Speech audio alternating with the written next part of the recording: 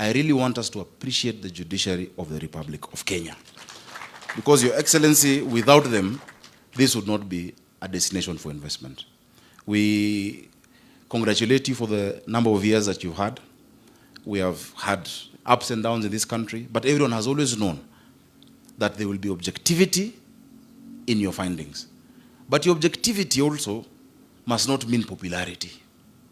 It must mean just doing the right thing.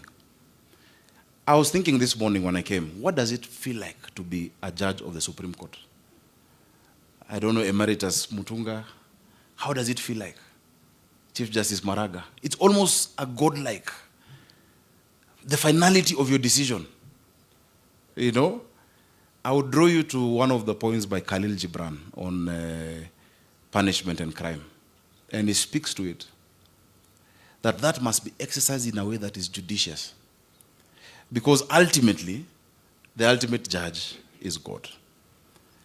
I really admire the judges of the Supreme Court that we have.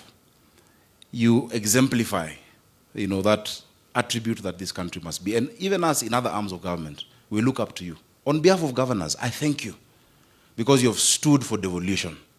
You have supported devolution in this country. I remember as a senator marching to court, we frog marched our speaker. He didn't want to go. He's now a governor, Lusaka, he's governor again. We told him, you must go. Because at that point, we felt devolution was under threat. The deputy president was also there, marching to the court, Professor Kindiki. But we found solace. And many times, the judgments will not be popular to us or acceptable, but they must be respected. And so I am happy that we have judges who are immune to popularity. You don't have to make a decision whether that is popular. Leave popularity to President William Ruto, Professor Kindiki, PCS, and ourselves. We are the ones who want to be popular with the people. But for you, just do what is right, as sober as a judge, and our country will remain solid. Your Excellency, with those many remarks, I know we've had a discussion about our favorite topic, which is the land over here, the Nairobi County land, that will soon host the Supreme Court building.